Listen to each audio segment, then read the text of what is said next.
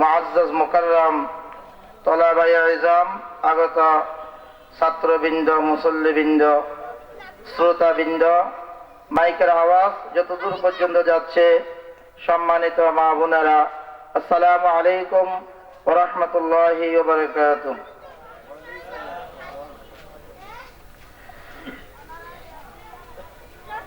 আমি একটা বিষয়ের উপরে আলোচনা করার জন্য চেষ্টা করব। বিষয়টা হচ্ছে, অধিকাংশ ঘরে দেখা যায় ছেলেরা মা বাবার সাথে ভালো ব্যবহার করে না। অধিকাংশ বাড়িতে দেখা যাচ্ছে এই বিষয়ের উপর পিতামাতার খেদমত এবং পিতামাতার নাফরমানি করার কিছু ঘটনা আল্লাহ পাক রব্বুল আলামিন কুরআনুল কারীমের ভিতরে বয়ান ফরমান। বিসমিল্লাহির রহমানির রহিম। ওয়া ক্বাদা রাব্বুকা আল্লা তা'বুদু ইল্লা ইয়্যাহু ওয়া বিল ওয়ালিদাইনি ইহসানা। আল্লাহ পাক রব্বুল আলামিন আদেশ করেছেন যে তোমরা আল্লাহ তাআলাকে ছাড়া আর কারো উপাসনা করবে না। ওয়া বিল ওয়ালিদাইনি ইহসানা, এরপরে তোমরা তোমাদের পিতামাতার সাথে ভালো ব্যবহার করো। তোমাদের পিতামাতার সাথে কি ব্যবহার করো? ভালো ব্যবহার করো। এই সম্পর্কে সরকার দু আলম মুহাম্মদ আরবি সাল্লাল্লাহু আলাইহি ওয়াসাল্লাম ফরমান, আল্লাহর হাবিব বলেছেন, রিদার রাব্বি ফি রিদাল ওয়ালিদি ওয়া সাখাতুর রাব্বি ফি সাখাতিল ওয়ালিদি। হযরত আব্দুল্লাহ ইবনে আমর রাদিয়াল্লাহু তাআলা আনহু বর্ণনা করেন, জনাব মুহাম্মদুর রাসূলুল্লাহ সাল্লাল্লাহু আলাইহি ওয়াসাল্লাম ইরশাদ করেছেন,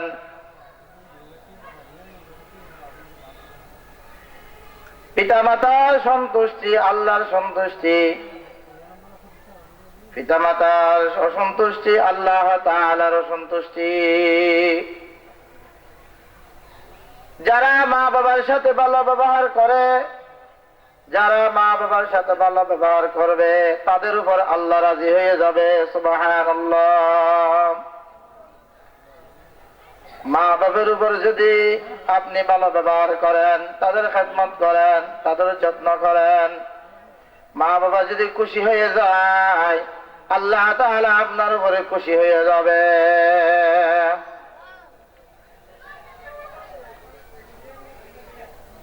হযরত আলকামা রাদিয়াল্লাহু তাআলা আনহুর ঘটনা আমরা সবাই শুনেছি, জানি, এরপরও বলতেছি।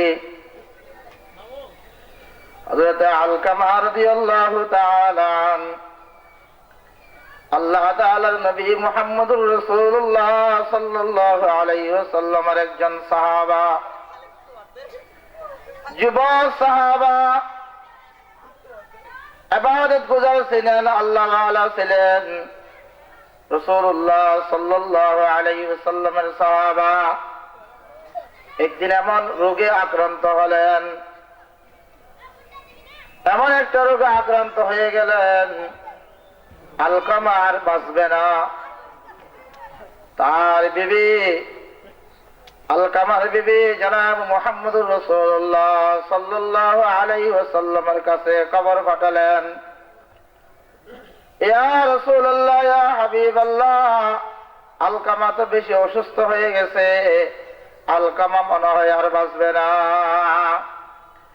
আল্লাহ তাআলার নবী মুহাম্মদুর রাসূলুল্লাহ সাল্লাল্লাহু আলাইহি ওয়াসাল্লাম আলকামাকে দেখার জন্য তিনজন সাহাবা পাঠালেন। একজনের নাম হযরত আলী কাররামাল্লাহু ওয়াজহা রাদিয়াল্লাহু তাআলা, আরেকজনের নাম হযরত বেলাল রাদিয়াল্লাহু তাআলা, আরেকজনের নাম হযরত সালমান ফারসি রাদিয়াল্লাহু তাআলা। এই তিনজন সাহাবাকে আল্লাহ তাআলার নবী হযরত আলকামার বাড়িতে পাঠালেন। আলকামার খোঁজ খবর নেওয়ার জন্য আলকামার কাছে পাঠালেন। গিয়ে দেখতেছেন আলকামার অবস্থা খুব নাজুক, আলকামা খুব অসুস্থ, কিন্তু আলকামার জবান থেকে কালিমা বাইরে হচ্ছে না। হযরত আলী রাদিয়াল্লাহু তাআলা হযরত সালমান ফারসি রাদিয়াল্লাহু তাআলা পরামর্শ করে হযরত বেলাল রাদিয়াল্লাহু তাআলা আনহুকে রাসূলুল্লাহ সাল্লাল্লাহু আলাইহি ওয়াসাল্লামের কাছে পাঠালেন। ইয়া রাসূলুল্লাহ, ইয়া হাবিবাল্লাহ, আলকামা তো বেশি অসুস্থ, আলকামার অবস্থা ভালো নয়, কিন্তু আলকামার জবান থেকে কলিমা বাইরে হচ্ছে না। আমরা আলকামার পাশে বসে কলিমার তালকিন দিচ্ছি কি লা ইলাহা ইল্লাল্লাহ, লা ইলাহা ইল্লাল্লাহ।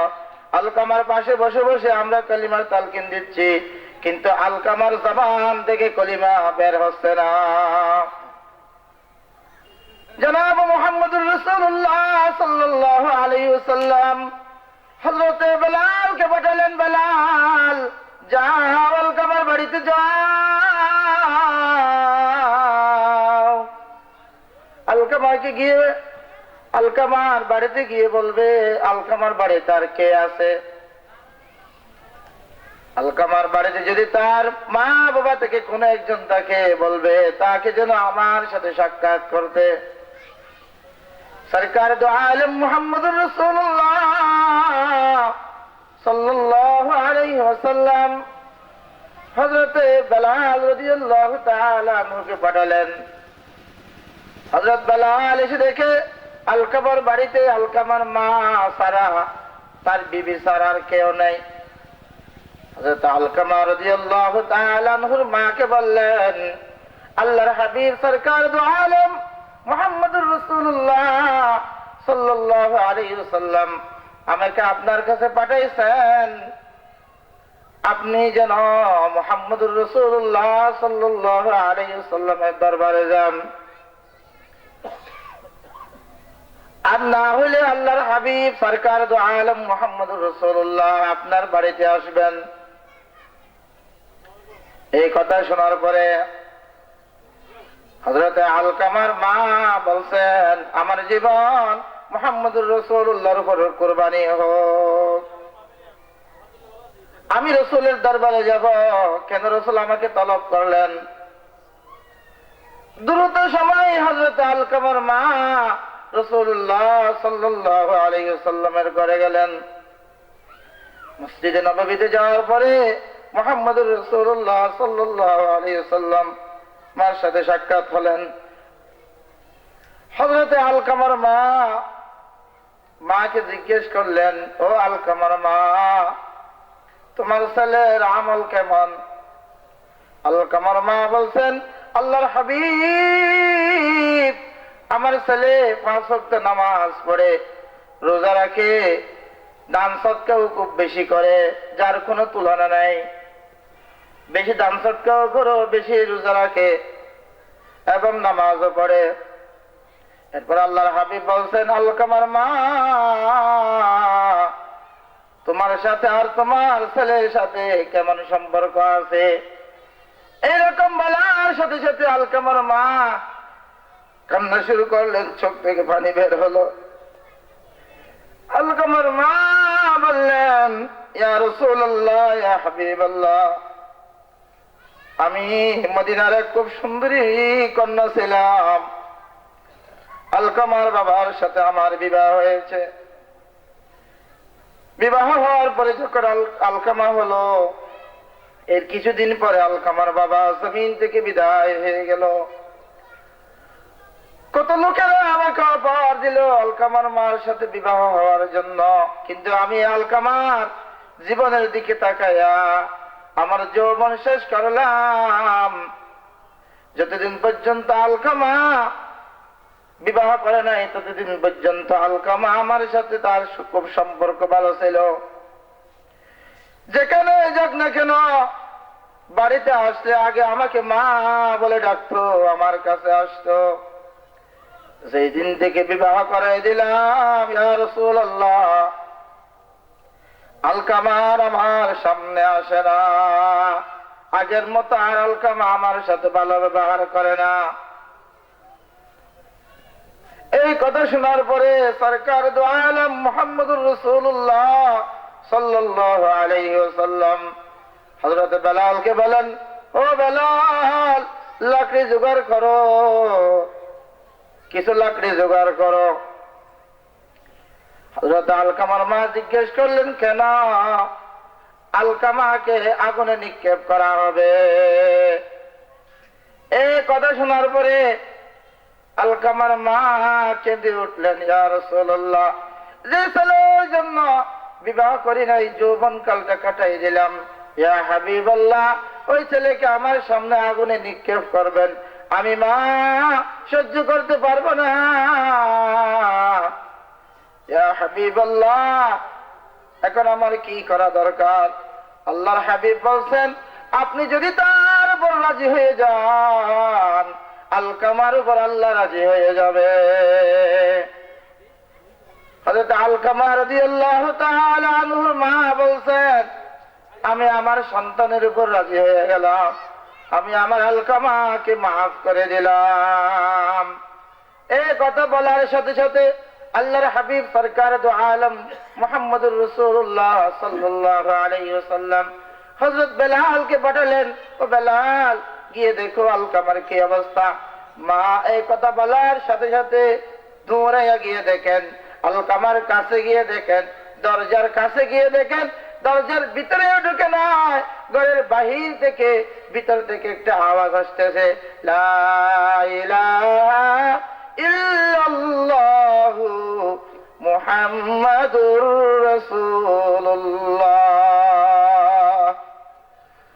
হযরত বেলাল রাদিয়াল্লাহু তাআলা দূরে আসিয়া মুহাম্মদুর রাসূলুল্লাহ সাল্লাল্লাহু আলাইহি ওয়াসাল্লামকে বললেন, ইয়া রাসূলুল্লাহ, ইয়া হাবিবাল্লাহ, আপনি যখন বললেন বেলাল যাও, আলকামার কাছে যাও, কি অবস্থা দেখো।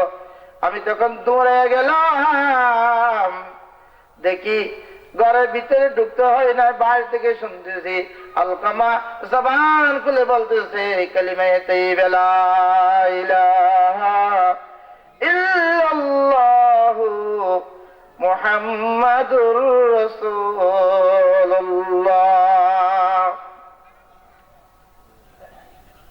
সাল্লাল্লাহু আলাইহি ওয়াসাল্লাম। ও এলাকার যুবকেরা, মুরব্বীরা, ও এলাকার মা বোনেরা, ও তুলাবারা, মা বাবা বড় সম্পদ। মা বাবা কষ্ট দিয়া নামাজ কবুল হবে না, রোজা কবুল হবে না, কোন নফল ফরজ ইবাদত কবুল হবে না। সেই জন্য সরকার দু আলম মুহাম্মদ আরবি সাল্লাল্লাহু আলাইহি ওয়াসাল্লাম বলেছেন, রিদার রব্বি ফিল ওয়ালিদি, রিদার রব্বি ফি রিদাল ওয়ালিদি, যার উপরে আল্লাহ, যার উপরে মা বাবা সন্তুষ্ট, তার উপরে আল্লাহ রাজি হয়ে যায়। রাসূলুল্লাহ সাল্লাল্লাহু আলাইহি ওয়াসাল্লাম আসার আগের একটা ঘটনা বুখারী শরীফে এই ঘটনা উল্লেখ করেছেন সরকার দু আলম মুহাম্মদ আরবি সাল্লাল্লাহু আলাইহি ওয়াসাল্লাম আসার আগের ঘটনা। কিতাবের মধ্যে তিনার নাম উল্লেখ করেছেন জুরাইজ নামে। কি নাম? জুরাইজ। খুব বুজুর্গ আল্লাহওয়ালা, তাহাজ্জুদ গুজার, আল্লাহকে ডাকনেওয়ালা। কিতাবের মধ্যে উল্লেখ করেছেন একদিন জুরাইজ নামাজ পড়তেছে, রাত্রে ইবাদত করতেছে। জুরাইজের মা অসুস্থ ছিল, মা ডাক দিছে, ও জুরাইজ, জুরাইজ, এরকম বলে দুই একবার ডাক দিল। এখন জুরাইজ তো নামাজে, জুরাইজ চিন্তা করতেছে আমি কি নামাজ ছেড়ে দিব, নামাজ ছেড়ে কি মায়ের কাছে যাব নাকি নামাজ পড়ে নিব। আবার নিজে চিন্তা করলো আমি নামাজটা পড়ে তারপরে যাব। নামাজ পড়ে যাইতে যাইতে মা বলে ফেলল, আল্লাহ তোকে একটা বেশ্যা মহিলার হাতে বেইজ্জত করো। রাসূলুল্লাহ সাল্লাল্লাহু আলাইহি ওয়াসাল্লাম হাদিসের মধ্যে ঘটনা উল্লেখ করেন, আল্লাহর হাবিব মুহাম্মদুর রাসূলুল্লাহ সাল্লাল্লাহু আলাইহি ওয়াসাল্লাম বলেন, আল্লাহ, এই এলাকায় একজন বেশ্যা মহিলা ছিল, খুব খারাপ মেয়ে। একদিন জুরাইজকে এসে বলে, জুরাইজ, তুমি আমার সাথে জিনা করো, আমার সাথে খারাপ সম্পর্ক করো। জুরাইজ বলতেছে, না, আমার দিলে আল্লাহর ভয় আছে। কার ভয়? আল্লাহর ভয়। এই জন্য আল্লাহ তাআলা বলছেন, ইয়া আইয়ুহাল্লাযীনা আমানুত্তাকুল্লাহ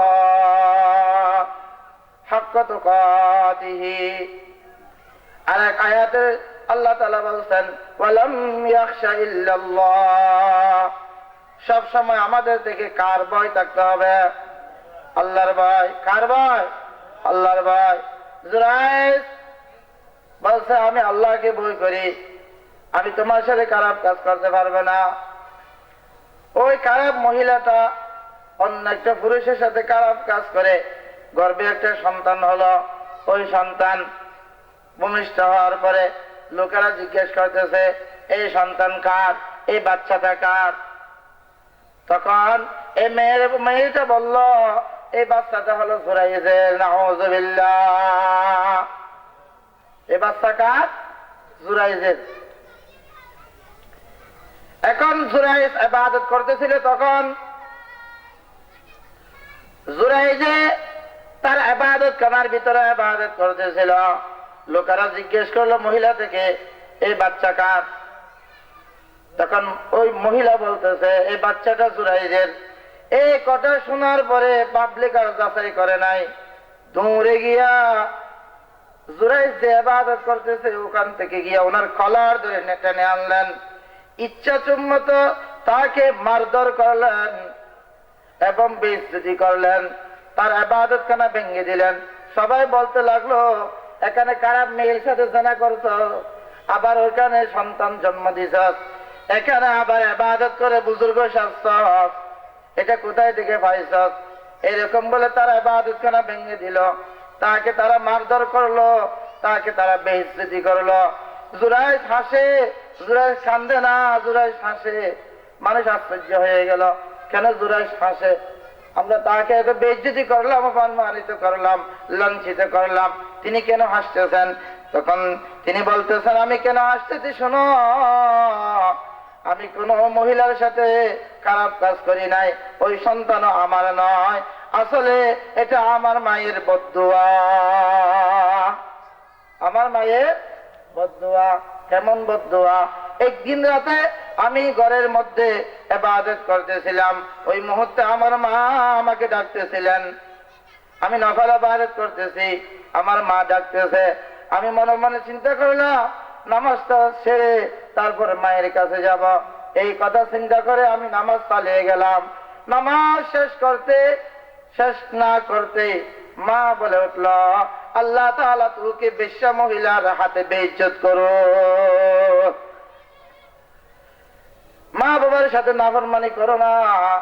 ও যুবকেরা, মুরব্বীরা, ও তোলাবাই ইজম, মা বাবার সাথে নাফরমানি করো না। মা বাবা বড় সম্পদ। সেই জন্য আল্লাহ বলছেন, ওয়াকাদা রাব্বুকা আল্লা তা'বুদু ইল্লা ইয়াহু ওয়া বিল ওয়ালিদাইনি ইহসানা।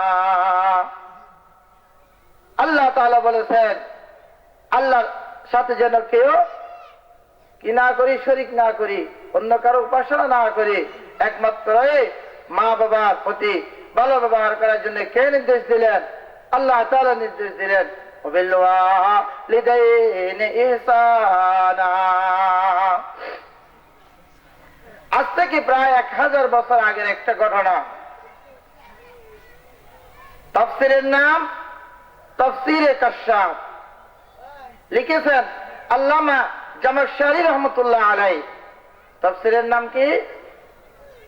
তাফসীরে কাশশাফ, লিখেছেন আল্লামা জামাখশারী রহমাতুল্লাহ আলাইহি।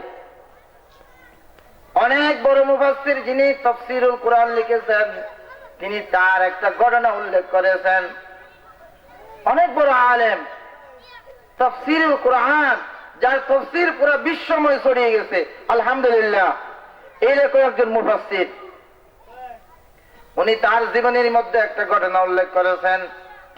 ছোটবেলায়, এখনো মাদ্রাসা ভর্তি হয় নাই, কিছু ছোট বাচ্চা আছে, ছোট থেকে দুষ্টামি করা শুরু করে। আল্লামা জামাখশরী রহমতুল্লাহ আলাইহি ছোটবেলায় একটু দুষ্টামি লোকের ছিলেন, দুষ্টামি টাইপের লোক ছিল। একদিন একটা পাখির বাসা থেকে ছোট একটা বাচ্চা ধরে এনে ওই পাখির পায়ের সাথে একটা সুতা বেঁধে উড়াইতেছে। উড়াইতেছে এই সময় আল্লাহু আকবার, ওই পাখিটা একটা গাছের উপরে বসলো, ওই গাছ থেকে আরেকটা গাছে গেল, ওই গাছ থেকে আরেকটা গাছে গেল। যেতে যেতে পাখিটা সুতা গাছের সাথে কি গেছে, ঝুলে গেছে। আল্লামা জামাখশরী রহমতুল্লাহ আলাইহির মা বলতেছেন, বাবা, এই পাখিটা কষ্ট পাচ্ছে। পাখি যত কষ্ট পাচ্ছে, পাখির মাও কষ্ট পাচ্ছে, মা চিৎকার মারতেছে। এদিকে আল্লামা জামাখশরী রহমতুল্লাহ আলাইহির মা বলতেছেন, বাবা, পাখিটা ছেড়ে দাও। উনি বলতেছেন, আমি আমার মায়ের কথা না শুনে পাখিটা নিয়ে আমি খেলতে শুরু করলাম। এখন গাছের মধ্যে পাখিটা আটকে গেল, আমি জোরে রশিটা টান দিলাম, সাথে সাথে পাখির একটা পা ছিঁড়ে আমার কাছে চলে আসলো, পাখিটা নিচে পড়ে গেল। আল্লামা জামাখশরী রহমতুল্লাহ আলাইহির মা বলতেছেন, তুই যেমন পাখির পা ছিঁড়ে ফেলছিস, আল্লাহ যেন তোর একটা পা ছিঁড়ে দেয়। মায়ের দোয়াও কবুল হয়, মায়ের বদদোয়াও কবুল হয়। আল্লামা জামাখশরী রহমতুল্লাহ আলাইহি বলেন, আমার মা বলেছিল পাখির পা ছিঁড়ে গেছে, আল্লাহ তাআলা যেন তোর একটা পা ছিঁড়ে দেয়। ও যুবকেরা, মুরব্বীরা, মা বাবার সাথে নাফরমানি করো না, মা বাবার সাথে বেয়াদবি করো না। যিনি তাফসীরের কিতাব লিখেছেন, তাফসীরে কাশফ, আল্লামা জামাখশরী রহমতুল্লাহ আলাইহি, তিনি বলেন, আমি এরপরে মাদ্রাসায় ভর্তি হলাম। মাদ্রাসায় ভর্তি হওয়ার পরে আমি আলেম হলাম, হক্কানি রব্বানি একজন আলেম হলাম। আলেম হওয়ার পরে আমি তাফসীরের কিতাব লেখা শুরু করলাম। তাফসীরের কিতাব লেখা শেষ হয়ে গেল, আমার বয়স তখন 60 বছরের ঊর্ধ্ব হয়ে গেল। একদিন আমি উটের উপরে দিয়া এক জায়গায় রওনা দিয়েছি। ওইখানে যাওয়ার সময় পথের মধ্যে একটা উঁচু জায়গা, আমি মনে করলাম এই উট তো উঠতে পারবে না, কষ্ট হবে। আমি তখন উটের পিঠ থেকে লাফ মেরে, ফাল মেরে নিচে নামলাম। সাথে সাথে আমার পা ভেঙে গেল, আমি বেহুশ হয়ে গেলাম। আমার ভক্ত মুরিদানরা আমাকে হাসপাতালে গিয়ে ভর্তি করালো, তারা চিকিৎসা করলো। আমি যখন হুঁশ হলাম, হুঁশ হওয়ার দেখি, আমার হুঁশ ফেরার পরে দেখি আমি আমার একটা পা নাই। ডাক্তাররা আমার একটা পা কেটে নিয়েছে। তখন আমি বলেছি, আজকে আমার মার দোয়া আল্লাহ তাআলা কবুল করেছেন। ছোটবেলায় মা কি বলেছিল, পাখির পা যেমন ছিঁড়ে গেছে, আল্লাহ তাআলা যেন তোর একটা পা ছিঁড়ে দেয়। সেই জন্য মার বাবার সাথে বেয়াদবি করবো না। মা বাবার বদদোয়া কিন্তু রাইফেলের গুলি মেস হইতে পারে, মা বাবার বদদোয়া মেস হয় না। বর্তমান জামানার বাইতুল্লাহ শরীফের একজন ইমাম, তার নাম ইমাম আল কালবানী, বর্তমানে জীবিত আছে। বাইতুল্লাহ শরীফে কালো ইমামের স্থান নাই, যেহেতু ওই দেশটার মানুষগুলো খুব সুন্দর, সেই জন্য বাইতুল্লাহ শরীফে যে ইমামগুলো নিয়োগ দেওয়া হয়, ওই ইমামগুলো সুন্দর নিয়োগ দেওয়া হয়, কোনো কালো রঙের লোককে নিয়োগ দেওয়া হয় না। আপনারা গুগলে সার্চ করলে ইমাম কালবানীর মায়ের এই ঘটনাটা পাবেন। ইমাম কালবানি ছোটবেলায় খুব দুষ্টামি লোক ছিল, মায়ের সাথে খুব আপনার কি বলতো খারাপ ব্যবহার করত, কিন্তু মা কোনোদিন তাকে বদদুয়া দেয় নাই। মায়ের সাথে বেশি দুষ্টামি করত। ইমাম কালবানি ওনার মা ওনার জন্য আল্লাহর কাছে দোয়া করে বলতো, আল্লাহ আমার কালবানিকে বাইতুল্লাহর ইমাম বানাও, আমার বাচ্চাকে কি বানাও, বাইতুল্লাহ ইমাম বানাও। মাকে কষ্ট দিত, কিন্তু মা বদদুয়া দিত না, কি করত, উল্টা দোয়া করত। কি দোয়া? আল্লাহ আমার ছেলেকে কি বানাও, বাইতুল্লাহর ইমাম বানাও। বাইতুল্লাহর ইমাম বানার জন্য দোয়া করতেন। মায়ের দোয়া এভাবে কবুল হয়ে গেল। ইমাম কালবানি যখন মসজিদুল হারামে বাইতুল্লাহ শরীফের ইমাম হলেন, তখন তাকে প্রশ্ন করলেন, এখানে তো কালো ব্যক্তি ইমাম হয় না, আপনি কেন কিভাবে ইমাম হলেন? তখন তিনি বললেন, ছোটবেলায় আমি মায়ের সাথে খারাপ ব্যবহার করতাম, কিন্তু মা আমার জন্য বদদুয়া করতেন না, মা উল্টো দোয়া করে বলতেন, আল্লাহ আমার কালবানিকে হানায়ে কাবার ইমাম বানাও। আল্লাহ তাআলা কবুল করেছেন। ইন্টারভিউ দিয়েছি এখানে, আমি কিন্তু কালো, এত কালো আফ্রিকার মানুষ, আমি বাইতুল্লাহর আল্লাহ তাআলা ইমাম বানিয়ে দিয়েছেন। মা বাবার সাথে কেউ নাফরমানি করবেন না, মা বাবার সাথে বেয়াদবি করবেন না।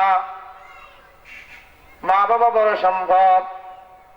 আরেকজন আল্লাহর ওলির একটা ঘটনা বলে শেষ করে দিব, যেহেতু আমার সময় শেষ প্রান্তে। বাঈদ বুস্তামি রহমতুল্লাহ আলাইহির একটা ঘটনা উল্লেখ করেন।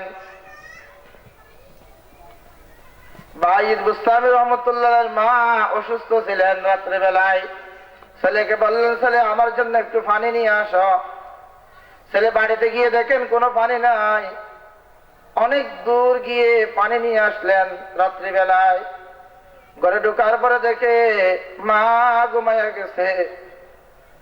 বাঈদ বুস্তামি রহমতুল্লাহ আলাইহি চিন্তা করলেন, আমি যদি এখন ঘুমাইয়া যাই, আমার মা যদি রাত্রে উঠে পানি খুঁজে, মা কষ্ট পাবে।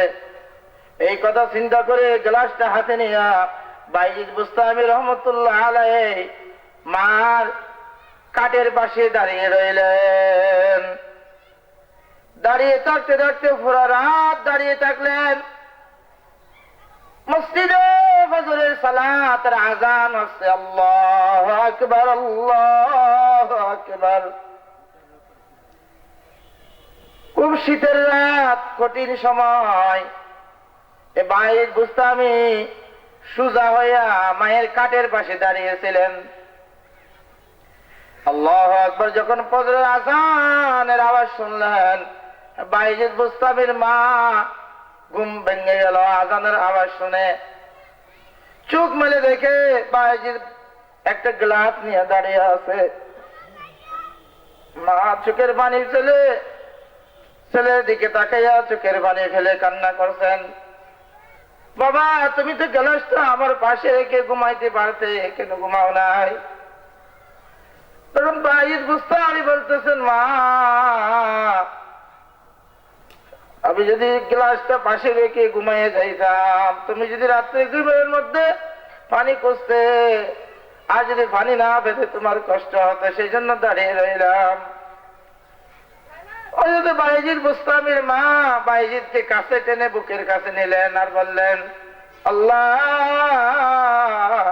আমার বাঈদকে সুলতানুল আউলিয়া বানিয়ে দিন। মায়ের দোয়া আল্লাহ তাআলা এভাবে কবুল করলেন।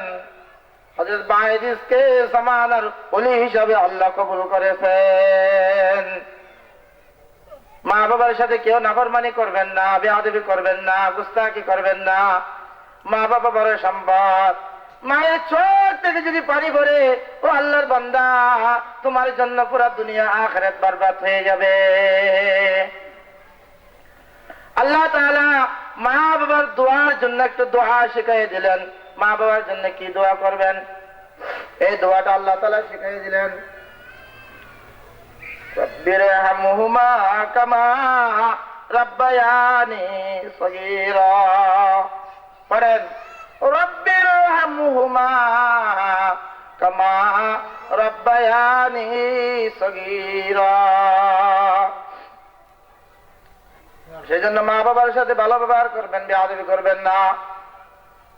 বউ এনেছেন ভালো কথা, কিন্তু মা বাবার চেয়ে সম্পদ, মা বাবার চেয়ে মোহাব্বত, নিঃস্বার্থ ভালোবাসা আর জমিনে কারো পাবেন না। একটা কবরে আজাব হচ্ছে, সরকার দু আলম মোহাম্মদ আরবি সাল্লাল্লাহু আলাইহি ওয়াসাল্লাম হাদিসের মধ্যে উল্লেখ করেন, একটা কবরে আজাব হচ্ছে। আল্লাহর নবী আল্লাহ তাআলা দেখাইলে তো সব দেখেন। আল্লাহর হাবিব দেখলেন একটা ছেলের কবরে আজাব হচ্ছে। আল্লাহর নবী তার মাকে ডাকলেন, মাকে বলতেছেন তোমার ছেলের কবরে আজাব হচ্ছে। আল্লাহু আকবার। মা বলতেছেন ইয়া রাসূলুল্লাহ, ইয়া হাবিবাল্লাহ, তার কথা বলবেন না, তিনি আমার কলিজা ভেঙে দিয়েছেন, আমারে বেশি কষ্ট দিয়েছেন। আল্লাহর হাবিব বললেন তোমার ছেলে কি কি দেখবে, কোন অবস্থায় আছে? তখন মা বলতেছেন আমার ছেলেকে অনেকদিন ধরে দেখি নাই, দেখি একটু কি অবস্থায় আছে। আল্লাহর হাবিব আল্লাহর হুকুমে ওই কবরের মুর্দাকে আল্লাহর হুকুমে উঠতে বললেন। দেখতেছেন আল্লাহ তাআলার কাছে দোয়া করেন, আল্লাহ এই ছেলে আর মার মধ্যে যে পর্দা আছে, আল্লাহ এই পর্দাটা উঠাইয়া দাও। আল্লাহ তাআলা পর্দা উঠিয়ে দিলেন। দেখতেছেন মা, দেখতেছেন ছেলের পুরা শরীরে দাউ দাউ করে আগুন জ্বলতেছে। মা চিৎকার করে বেহুশ হয়ে গেলেন। মা হোশে বলতেন ইয়া রাসূলুল্লাহ, আমি সহ্য করতে পারতেছি না, ইয়া হাবিবাল্লাহ, আমি আমার ছেলেকে মাফ করে দিলাম। মা এই কথা বলার সাথে সাথে আল্লাহর হাবিব তার মাকে বললেন এখন কি অবস্থা আছে কি আপনি দেখবেন? ইয়া রাসূলুল্লাহ একটু দেখতে চাই। দেখতেছেন ওই ছেলে ফুল বাগানের ভিতরে ঘুরতেছে। সুবহানাল্লাহ। ওয়াকাদা রাব্বুকা আল্লা তা'বুদু ইল্লা ইয়্যাহু ওয়া বিল ওয়ালিদাইনি ইহসানা। মা বাবার সাথে কেউ নাফরমানি করবেন না। হাদিস শরীফে আছে জনাব মুহাম্মদ রাসূলুল্লাহ সাল্লাল্লাহু আলাইহি ওয়াসাল্লাম বলেছেন, এক সাহাবা এসে রাসূলকে বললেন ইয়া রাসূলুল্লাহ, আমি হাদিসটা পড়েছি, এই হাদিসের মধ্যে আল্লাহর হাবিব বলেছেন, প্রশ্ন করলেন ইয়া রাসূলুল্লাহ, আল্লাহ এবং আল্লাহ রাসূলের পরে সবচেয়ে কার অনুগত্য করব, তার কার খেদমত করব? আল্লাহর হাবিব বললেন সুম্মা উম্মুকা, তোমার মায়ের। আবার বলল আল্লাহ এবং আল্লাহ রাসূলের পরে কার হক বেশি? আবার পয়গম্বর বললেন সুম্মা উম্মুকা, তোমার মায়ের।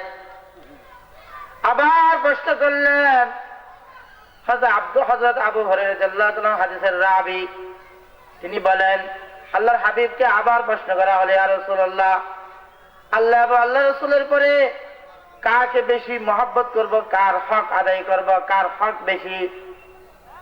তখন সাহাবীকে রাসূল সাল্লাল্লাহু আলাইহি ওয়াসাল্লাম উত্তর দিলেন সুম্মা উম্মুকা, তোমার মায়ের। এরপরে সাহাবী আবার জিজ্ঞেস করলেন ইয়া রাসূলুল্লাহ, এরপরে কার? আল্লাহ রাসূল বললেন সুম্মা আবুকা, তোমার বাবা। মায়ের গুণ 3 গুণ, বাবার গুণ 1 গুণ। মায়ের কয় গুণ? 3 গুণ। বাবার কয় গুণ? 1 গুণ। সেজন্য মা বাবার সাথে কেউ নাফরমানি করবেন না। মা বাবা যে দোয়া করে আল্লাহ তাআলা সেই দোয়া কবুল করে নেয়। তুমি মা বাবাকে কষ্ট দিলা, আর যদি মা বাবা বলে আল্লাহ তোকে কেন রাস্তায় অ্যাক্সিডেন্ট করে না, আল্লাহ তোর মতো ছেলেকে কেন ধ্বংস করে দেয় না, তুই কেন অ্যাক্সিডেন্টের মাথা মারা যাস না, যদি এই সময় যদি আল্লাহর দরজা খোলা থাকে, দোয়া কবুলের দরজা খোলা থাকে, তুমি অবশ্যই অ্যাক্সিডেন্ট হবা।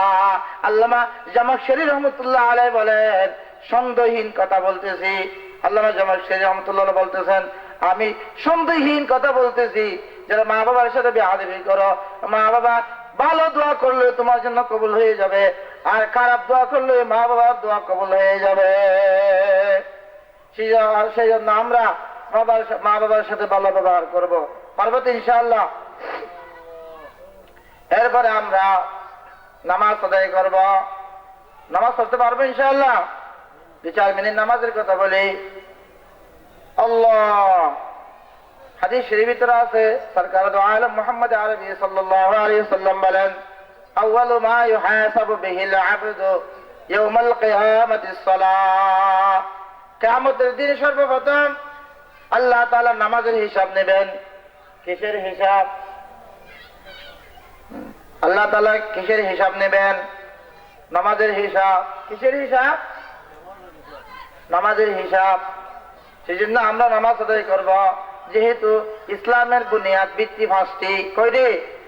বুনিয়াল ইসলাম আলা খামসিন, শাহাদাতু আল্লা ইলাহা ইল্লাল্লাহ ওয়া আশহাদু আন্না মুহাম্মাদান আবদুহু ওয়া রাসূলুহু ওয়া ইকামাস সালাহ ওয়া ইতাইজ যাকাত ওয়াল হজ ওয়া সাওমি রমাদান। ইসলামের কুটি, ইসলামের ভিত্তি 5 জিনিসের উপরে। কয় জিনিসের উপরে? 5 জিনিস। 1 নাম্বার আল্লাহর উপর ঈমান, আল্লাহর হাবিবের উপর ঈমান। এরপরে আল্লাহ তাআলা যা করতে বলেছেন, যা না করার জন্য বলেছেন, এগুলো মানা। জনাব মুহাম্মদ রাসূলুল্লাহ সাল্লাল্লাহু আলাইহি ওয়াসাল্লাম যা করার জন্য বলেছেন তা করব, যা ছাড়ার জন্য বলেছেন তা ছাড়ব। পারবে ইনশাআল্লাহ?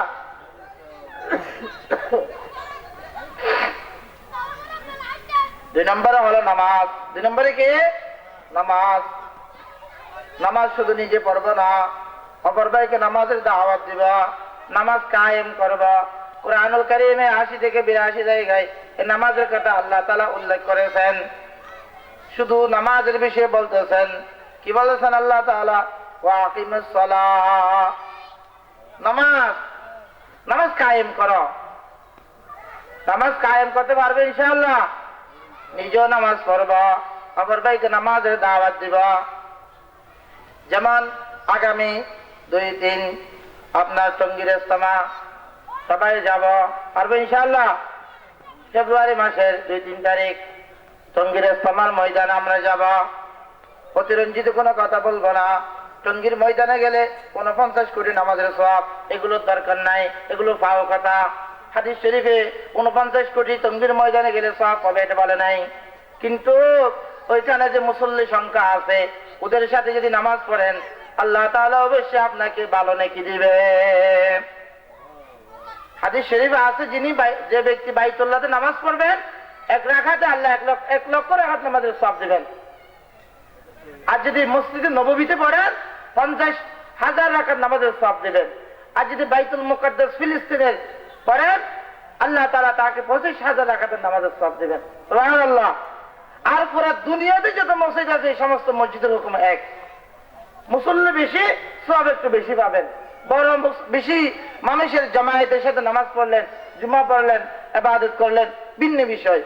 অনেকে না জেনে উল্টাপাল্টা কথা বলে। এই থেকে আমাদের পরহেজ থাকতে হবে। পারবো ইনশাআল্লাহ?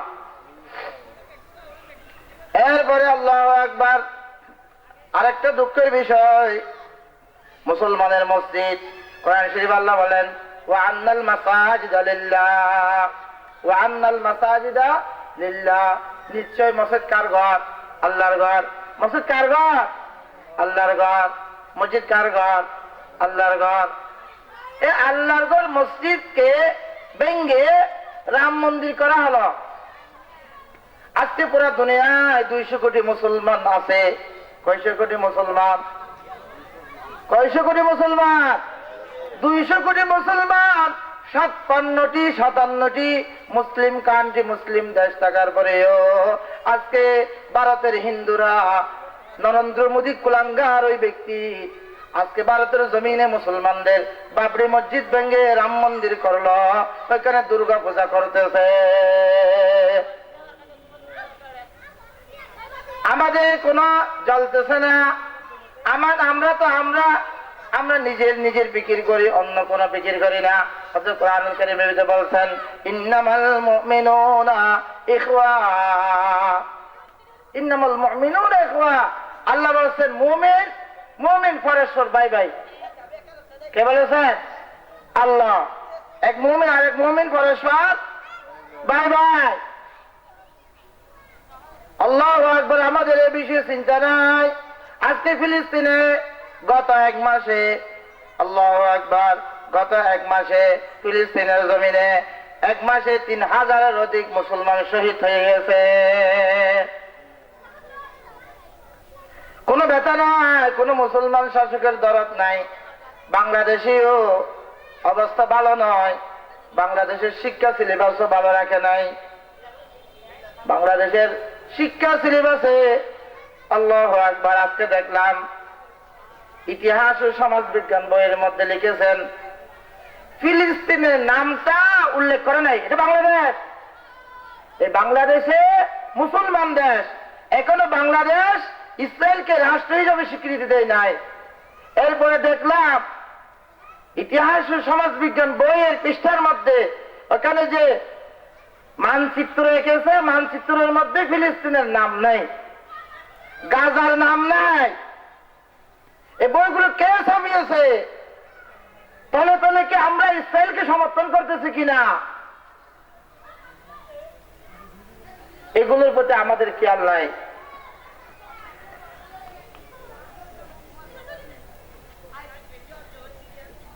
এরপরে আল্লাহু আকবার, আর একটা দিছে আমার নাম রমজান।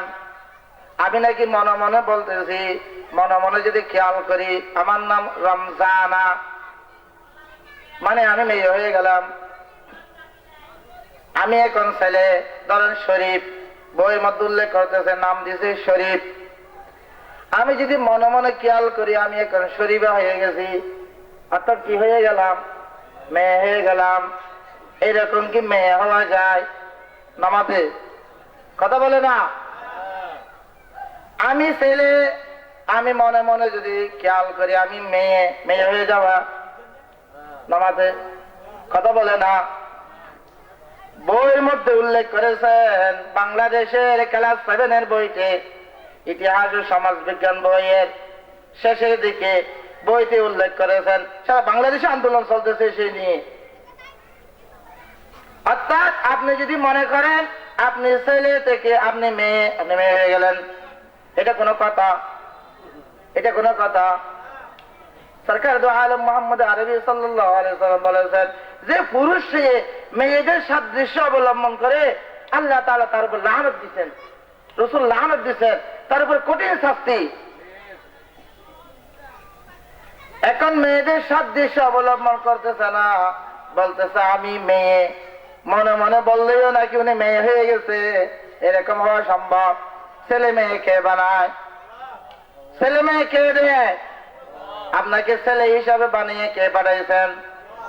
আর যাকে মেয়ে হিসাবে পাঠাইছেন তাকে কে পাঠাইছেন? আল্লাহ তাআলার সৃষ্টি আমরা।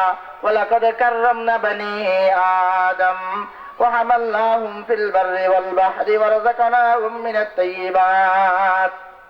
আল্লাহ তাআলা আমাদেরকে শ্রেষ্ঠ জাতি হিসাবে সৃষ্টি করেছেন। সুবহানাল্লাহ বলেন। আল্লাহ অনেক মখলুকাত সৃষ্টি করেছেন, অসংখ্য মখলুকাত। এর ভিতরে মানুষকে আল্লাহ শ্রেষ্ঠত্বের মর্যাদা দিয়ে সৃষ্টি করেছেন। সুবহানাল্লাহ। এই শ্রেষ্ঠত্বের মর্যাদা মানুষ যদি বলে, আমি মনে মনে বলতেছে আমি মেয়ে, মেয়ে হয়ে গেছে, আমি ছেলে, ছেলে হয়ে গেছে। আল্লাহ তাআলা বাংলাদেশকে হেফাজত করুক, আমিন বলেন। আল্লাহ তাআলা বাংলাদেশের মুসলিম উম্মাহকে হেফাজত করুন। আমরা যদি প্রতিবাদ না করি, আমরা যদি চুপ থাকি, আমরা যদি এই দেশের মধ্যে চুপ থাকি, বেশি দিন দূরে নয় ছেলে ছেলেকে বিয়ে করবে, মেয়ে মেয়েকে বিয়ে করবে। বাংলাদেশের মধ্যে এই আইন বাস্তবায়ন করার জন্য শরীফ থেকে শরীফা, আমেরিকার কালচার বাংলার জমিনে বাস্তবায়ন করার জন্য বাংলাদেশের পাঠ্যপুস্তকে বইয়ের মধ্যে এটা লিখে দিচ্ছেন, হায়া তুলে দিচ্ছেন। অথচ আল হায়াউ শুআবাতুন মিনাল ঈমান, লজ্জা ঈমানের অন্যতম একটি শাখা। ইযা লাম তাস্তাহি ফাসনা মা শি'তা। মুহাম্মদ আরবি সাল্লাল্লাহু আলাইহি ওয়াসাল্লাম বলেন, তোমরা যদি হায়া না থেকে যা ইচ্ছা তাই করতে পারো, যা ইচ্ছা তাই বলতে পারো। এখন তাদের হায়া নাই, সেজন্য তারা বইয়ের মধ্যে উল্লেখ করে দিয়েছে শরীফ থেকে শরীফা। মনে মনে যদি বলো আমি মেয়ে, মেয়ে হয়ে গেছে, মনে যদি বলো আমি ছেলে, ছেলে হয়ে গেছে। একজন মহিলা বললে আমি মেয়ে, মেয়ে হয়ে গেছে। একজন মহিলা, একজন মায়া, মায়া হুয়া, এবার যদি বনবরত দিলে হয় কি মরত তুয়া আর মরত তুই দিবই। এই শিক্ষা তো আল্লাহ জাতির হেফাজত করো। এই শিক্ষা কারিকুলামের প্রতি ধিক্কার জানায় যারা বাংলার জমিন 92% মুসলমানের দেশ, মুসলমানের ছাত্রদের, মুসলমান শিক্ষার্থীদের পড়ার জন্য এরকম শিক্ষা প্রণয়ন করেছেন, তাদের ধিক্কার জানায়। আল্লাহ তাআলা তাদের সঠিক বুঝদান করুন। বাংলাদেশের অবস্থা খুব ভালো নয়। 30 লক্ষ শহীদের রক্ত অর্জিত এই বাংলাদেশ, এখানে সে আগের বাংলাদেশ নাই। তৃতীয় শ্রেণীর ইসলাম শিক্ষা বইয়ের, ইসলাম ও নৈতিক শিক্ষা বইয়ের শেষ পৃষ্ঠার মধ্যে মা দুর্গার ছবি। কেন? আমাদের দেশে হিন্দু থাকবে, বৌদ্ধ থাকবে, খ্রিস্টান থাকবে, বাধা নাই। এটা তাদেরও দেশ, এটা তাদেরও দেশ। তাদের নিজস্ব ধর্ম আছে, তাদের ধর্মীয় বই আছে, তাদের ধর্মীয় বই পড়বে। আমরা মুসলমান, আমাদের বই আমরা পড়ব, আমাদের বই আমরা পড়ব। আমাদের বইয়ের ভিতরে কেন দুর্গার ছবি? দেশটা কোথায় চলে যাচ্ছে? আল্লাহ তাআলা আমাদের সঠিক বুঝদান করুন, আমিন। আর 2 মিনিট সময় আছে, 1 মিনিটের ভিতরে শেষ করে দিব। তো বলতেছিলাম আমরা সেই বিষয়ে প্রতিবাদ করবো তো ইনশাআল্লাহ। আজকে ঢাকা সহ গতকালকে